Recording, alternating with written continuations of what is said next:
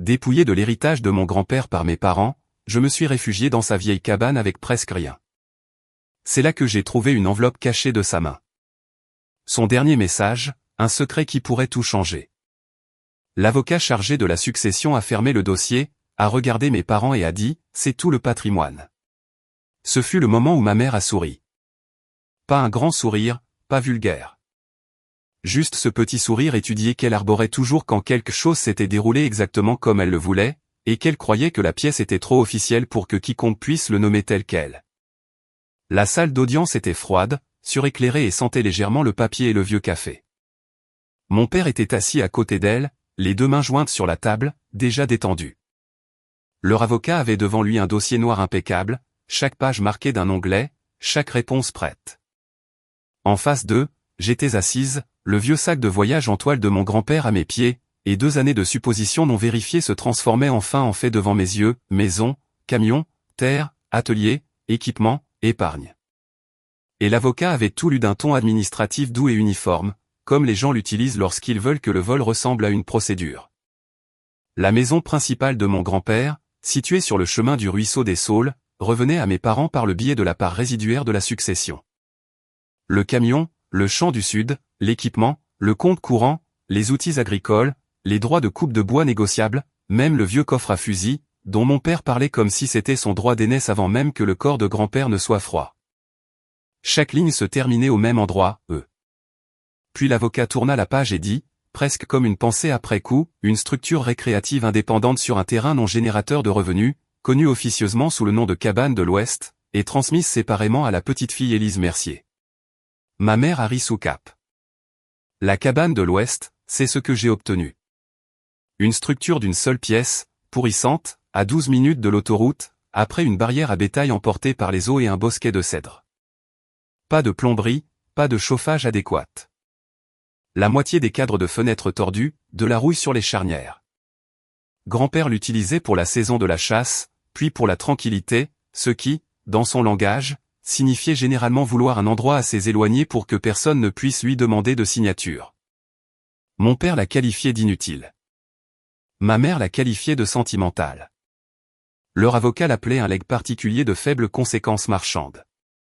Moi, je l'appelais la seule chose pour laquelle il ne s'était pas battu avec moi. Lorsque l'audience fut terminée, ma mère se leva la première. « Eh bien, dit-elle en rajustant sa manche, j'espère que maintenant vous pourrez enfin tourner la page. » Tourner la page, comme si je m'étais accroché au chagrin pour attirer l'attention au lieu de regarder ma famille dépouiller mon grand-père jusqu'à l'inventaire.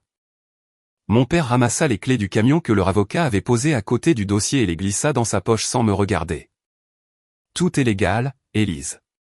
Ne commence pas à échafauder des conspirations parce que tu es déçu. » Déçu. C'était le mot de la famille pour être effacé proprement en public. Leur avocat me tendit une enveloppe de la pile de l'homologation. À l'intérieur se trouvait l'acte de propriété de la cabane, un plan cadastral du comté et un trousseau de clés attachées à une étiquette en laiton rouillé. Pas de lettres, pas de mots, pas d'explications, juste la cabane. Ma mère jeta un coup d'œil au trousseau de clés et sourit de nouveau. « Il a toujours su que tu aimais les vieilles choses. » Je la regardai et ne dis rien, car si j'avais parlé à cet instant, cela aurait ressemblé à du chagrin, de la rage et de l'humiliation qui frappaient tous à la porte en même temps. Et j'avais déjà appris quelque chose d'important dans cette pièce, ils s'attendaient à de l'émotion. Ils étaient préparés à la tristesse, préparés à l'accusation, préparés à ce que je paraisse instable, amer, prise au dépourvu.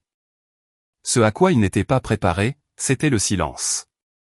Alors j'ai pris mon sac, l'acte de propriété, la clé rouillée, et je suis sorti de l'homologation avec moins que ce que mon grand-père avait autrefois donné en pourboire au serveur à Noël.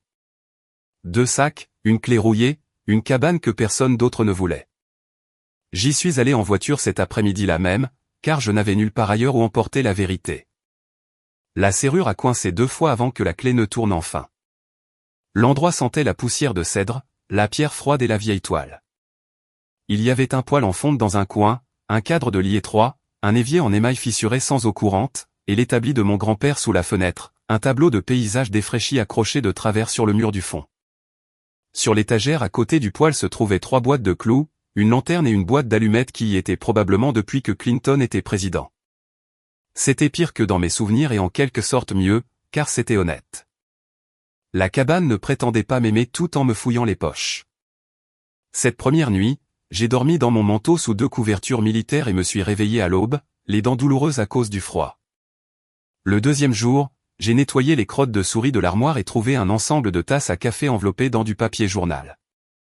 Le troisième, je suis allé en ville pour acheter de l'huile de lampe, de la soupe en conserve et une radio à pile. Le quatrième, j'ai trouvé le vieux thermos de grand-père sous le lit. Le cinquième, j'ai remarqué qu'un mur sonnait légèrement creux lorsque le vent le frappait de l'ouest. La 6e nuit, la pluie a commencé après minuit et a continué. Je ne pouvais pas dormir, alors je me suis levé, j'ai allumé la lanterne et j'ai commencé à redresser le mur du fond, et le tableau au-dessus du lit me dérangeait depuis mon arrivée. Il était mal accroché. Pas seulement de travers, mais mal, trop bas d'un côté, comme si quelqu'un l'avait décroché une fois et l'avait remis en place à la hâte. Je l'ai décroché. Derrière se trouvait un renfoncement peu profond découpé dans les montants du mur. À l'intérieur se trouvait une enveloppe scellée, en papier crème épais, l'écriture de mon grand-père sur le devant, mon nom, et en dessous, une phrase, « Ouvre ceci après qu'ils pensent avoir gagné ». Je n'ai pas ouvert l'enveloppe tout de suite. Ce fut la première chose intelligente que j'ai faite de la semaine. Je me suis assise sur le bord du lit, la lanterne entre mes genoux, et j'ai regardé l'écriture de mon grand-père jusqu'à ce que mes mains cessent de trembler suffisamment pour rompre le sceau proprement. À l'intérieur se trouvait une lettre de 4 pages, une carte topographique pliée et une plus petite clé scotchée sur une fiche Bristol. La carte ne portait que 3 mots, pas la cabane. J'ai déplié la lettre. Élise, si tu lis ceci après que Daniel et Marguerite soient sortis de l'homologation en souriant, alors l'audience s'est déroulée exactement comme je m'y attendais. Laisse-les avoir les choses bruyantes. La maison, le camion, les champs dont ils savent se vanter, les outils qu'ils vendront trop vite, la terre qu'ils pensent comprendre parce qu'ils peuvent la montrer du doigt depuis la route. La cabane n'a jamais été le cadeau. C'était la couverture. Non, j'ai lu cette ligne 2 fois. Puis j'ai continué. Il y a 3 ans, après que ton père ait commencé à parler de ma mort comme d'un problème d'emploi du temps, j'ai sorti la seule chose qui comptait de la succession. Je l'ai fait discrètement parce que les papiers silencieux durent plus longtemps que les promesses familiales. Ne les appelle pas. N'appelle pas l'avocat qui a clôturé le dossier. Ne dis à personne ce que tu trouves tant que tu n'as pas l'ensemble du paquet devant toi. Soulève la plaque du poêle.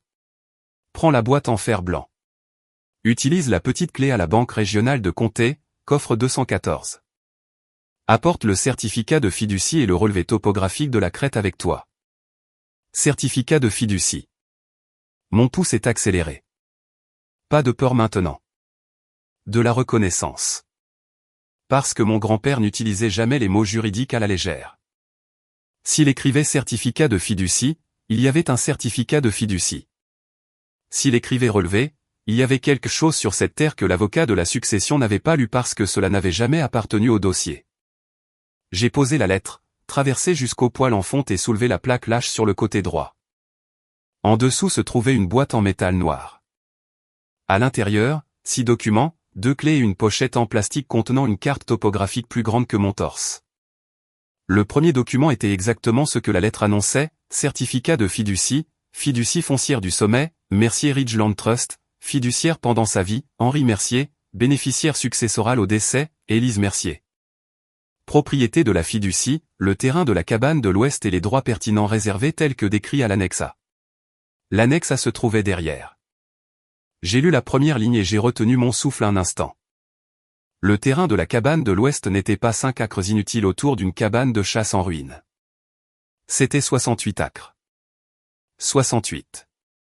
La cabane se trouvait sur la partie la moins importante de celui-ci. Le reste s'étendait derrière la crête, traversant les cèdres, longeant l'ancienne source. Et c'était cette partie qui changeait tout, elle longeait la seule route d'accès enregistrée desservant les parcelles agricoles inférieures que mes parents venaient d'hériter par voie d'homologation.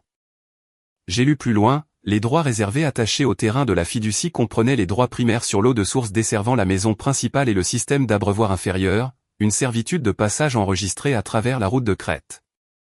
Des fonds séquestres pour les revenus du bois provenant d'un contrat de coupe sélective, et des droits d'approbation pour toute servitude d'utilité publique ou de développement traversant les parcelles inférieures. Je me suis assise sur le sol, non pas parce que j'étais submergé, mais parce que mes jambes avaient simplement décidé qu'elles en avaient fini pour une minute. Mes parents étaient sortis de l'homologation avec le patrimoine visible. Mon grand-père m'avait laissé la chose dont dépendait ce patrimoine visible. La route, l'eau, le séquestre du bois, les droits d'approbation. Pendant qu'ils se partageaient la propriété, bruyante, le véritable levier était resté dans le mur rouillé d'une cabane, sous un tableau que personne d'autre ne voulait assez pour le redresser. J'ai saisi le document suivant. C'était un mémorandum notarié signé par grand-père et enregistré 18 mois avant sa mort. Le langage était sec, exact, beau de la manière dont seuls les documents juridiques dévastateurs peuvent l'être. Toute transmission, hypothèque, développement ou lotissement des parcelles inférieures Mercier restera soumis aux droits réservés dans la fiducie foncière du sommet. Aucun détenteur de ces parcelles inférieures ne peut altérer la route, la source ou les droits d'accès aux revenus du bénéficiaire de la fiducie. Puis la ligne suivante, Marguerite Mercier et Daniel Mercier sont conscients de ces droits retenus et n'ont aucune autorité sur le terrain de la fiducie ou ses revenus. Conscient, pas surpris, pas exclu injustement. Conscient. J'ai relu la lettre de grand-père. S'il sourit lors de l'homologation, il sourit parce qu'il pense que ce que je t'ai laissé est trop insignifiant pour compter. Cela durera jusqu'à ce qu'ils essaient d'utiliser ce qu'ils ont pris. Alors j'ai compris pourquoi il avait écrit « Ouvre ceci après qu'ils pensent avoir gagné ». Parce que ce n'était pas un revirement sentimental. C'était un revirement chronométré. J'ai appelé la banque régionale de Comté à 8h03 le lendemain matin depuis le téléphone fixe de la cabane, car le service de téléphonie mobile y était encore aléatoire. J'ai donné mon nom, le numéro du coffre, le nom de mon grand-père.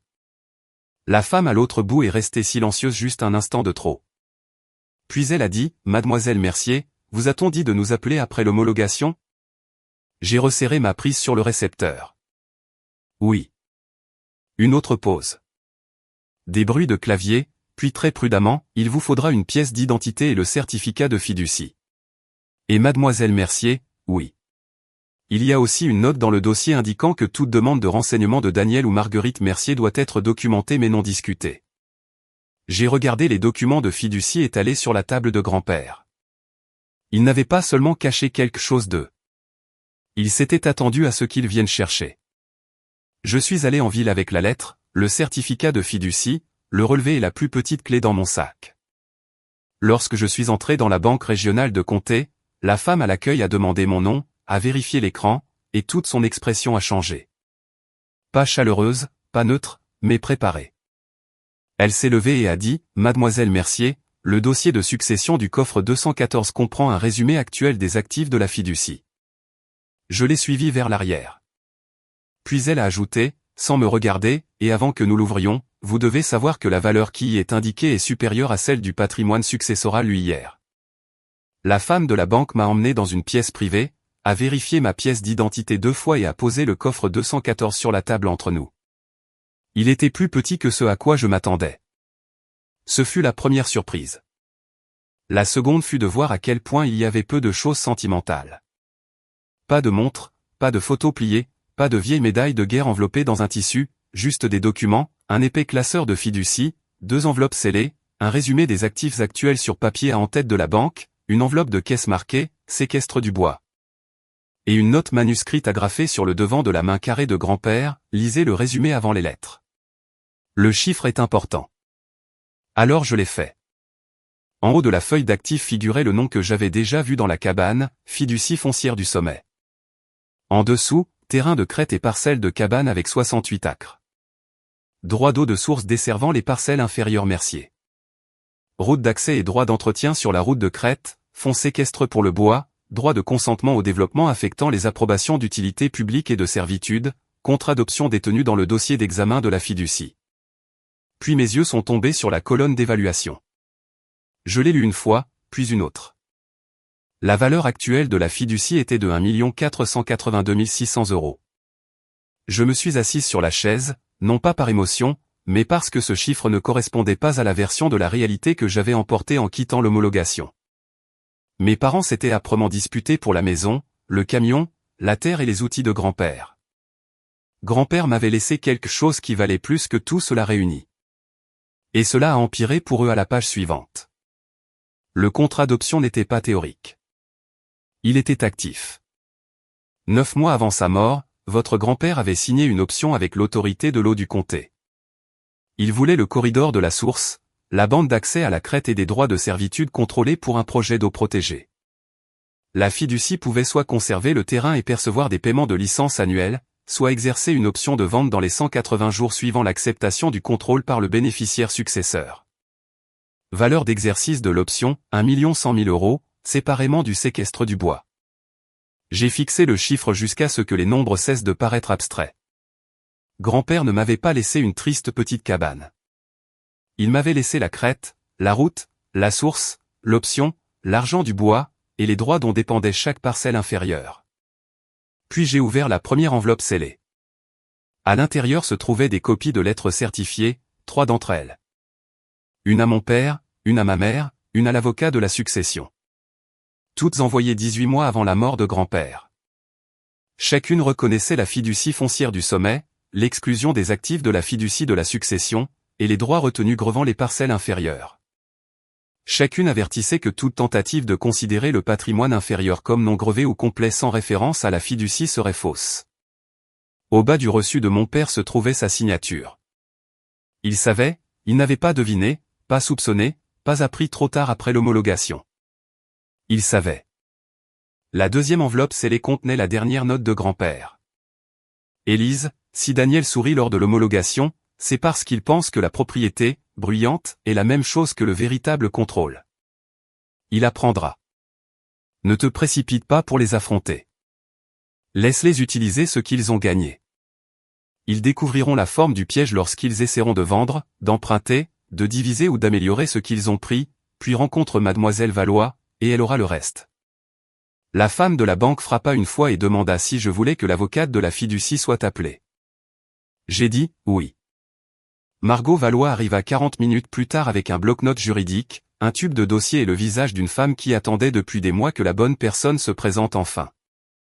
Elle s'assit en face de moi, ouvrit le classeur de fiducie et alla droit à la partie qui comptait. Votre grand-père s'y attendait, dit-elle. Il ne s'attendait pas à ce que vos parents respectent la fiducie. Il s'attendait à ce qu'ils l'ignorent jusqu'à ce qu'il se heurte au premier mur. Quel mur? Elle fit glisser le relevé sur la table. Le terrain de crête s'enroulait derrière la cabane, oui, mais il contenait aussi la seule route de service enregistrée assez large pour l'accès des équipements au champ sud inférieur. La ligne de source alimentait la maison principale et le système d'abreuvoir inférieur, et la clause de consentement au service public signifiait qu'aucun développement, refinancement, travaux majeurs de servitude ou division de parcelles ne pouvaient être effectués proprement sans la signature du bénéficiaire de la fiducie. Le patrimoine successoral que vos parents ont pris, dit-elle en tapotant la carte inférieure, est une terre visible. Cette fiducie est une terre fonctionnelle. Cette phrase m'est restée. Terre visible. Terre fonctionnelle. Puis elle me tendit une copie de la note de titre que son bureau avait reçue ce matin-là. Mes parents avaient déjà déclenché le premier mur. À 8h26, avant même que j'ouvre le coffre 214, mon père avait contacté un prêteur pour utiliser la maison principale et le champ du sud comme garantie pour un prêt de restructuration. L'examen des titres par le prêteur avait immédiatement révélé la charge de la fiducie, droit d'eau, dépendance d'accès et limitation de consentement enregistrés. Le prêt fut mis en pause. Un avis fut envoyé à leur avocat. À 9h14, un agent immobilier pour une partie de la parcelle boisée demanda un engagement actualisé, également mis en pause. À 10h02, l'avocat de mes parents appela Margot Valois pour demander si les droits de la fiducie étaient réellement exécutoires. Elle me tendit la note. Sa réponse n'avait fait qu'une phrase, « Ils sont la seule partie exécutoire restante ». J'ai ri alors, pas bruyamment, juste une fois, car le timing était trop exact pour ne pas être admiré. Mes parents étaient sortis de l'homologation en croyant qu'ils avaient tout gagné. Ils n'avaient même pas eu le temps de déjeuner avant que le patrimoine ne commence à s'effondrer sous la partie que grand-père m'avait laissée. À 15h cet après-midi-là, mon téléphone a commencé à sonner. Ma mère d'abord, puis mon père, puis l'avocat de la succession, puis mon père à nouveau. J'ai laissé les 4 premiers appels passer. Au 5e, j'ai répondu. Mon père n'a pas perdu de temps. Qu'est-ce qu'il t'a laissé? C'était ça. Pas de chagrin, pas de douceur. Pas de « nous devons parler ». Juste la vraie question, enfin dépouillée de son déguisement. J'ai regardé les documents de fiducie étalés sur la table de Margot Valois et j'ai dit, quelque chose de plus grand. Silence. Alors tu dois être raisonnable. J'avais appris cela de l'homologation. Sa voix s'est durcie. La maison a besoin de cette source. Je sais. La route inférieure traverse ton terrain. Je sais. Le prêteur a gelé le dossier à cause d'un problème technique. Non, ai-je dit, à cause d'un problème enregistré. Il a soufflé une fois par le nez, en colère maintenant. Contrôlé, mais de justesse. Que veux-tu? Pas des excuses, pas de la compréhension, une question de règlement, du genre posé par les hommes qui pensent que chaque désastre moral peut encore être réduit à un chiffre s'il le rattrape assez tôt. J'ai regardé Margot. Elle a fait un tout petit signe de tête. Alors j'ai répondu clairement, je veux que la vérité soit rétablie dans le dossier de succession, et je veux que l'inventaire de la succession soit corrigé. Je veux une reconnaissance que vous saviez l'existence de la fiducie avant l'audience. Je veux que toute tentative d'utiliser les parcelles inférieures sans divulgation de la fiducie soit retirée et je veux tout contact par l'intermédiaire d'un avocat. Il a prononcé mon nom comme il le faisait quand j'étais enfant et que je l'avais embarrassé devant des invités. J'ai raccroché avant qu'il n'ait fini. 3 semaines plus tard, l'inventaire de la succession fut modifié. La maison, le camion et les parcelles inférieures restèrent à mes parents dans le cadre de la succession, mais chaque partie utile de ces actifs devait être divulguée comme étant grevée par la fiducie foncière du sommet. Leur refinancement échoua. L'acheteur de bois se retira. L'avocat, qui avait clôturé le dossier en disant « c'est tout le patrimoine », déposa une correction supplémentaire, reconnaissant que ce n'était pas le cas. Et mes parents cessèrent de dire aux gens que grand-père avait tout simplifié. Le bureau de Margot s'en était assuré. Je n'ai pas exercé l'option de vente du comté tout de suite. Cela a surpris tout le monde, sauf grand-père, qui y comptait probablement. J'ai gardé la cabane. J'ai gardé la crête. J'ai gardé la route et la source, et le droit de décider ce qui traversait cette terre. Et 6 mois plus tard, quand j'étais prête, j'ai négocié l'option moi-même, à des conditions meilleures que le chiffre initial du dossier. C'était le véritable héritage, pas l'argent bien qu'il y en ait eu plus qu'assez mais le contrôle. Mes parents ont tout pris ce que grand-père possédait lors de l'homologation. Ils sont sortis avec un patrimoine, bruyant. Je suis sorti avec 2 sacs, une clé rouillée, une vieille cabane, et la seule partie de son monde qui faisait encore fonctionner le reste.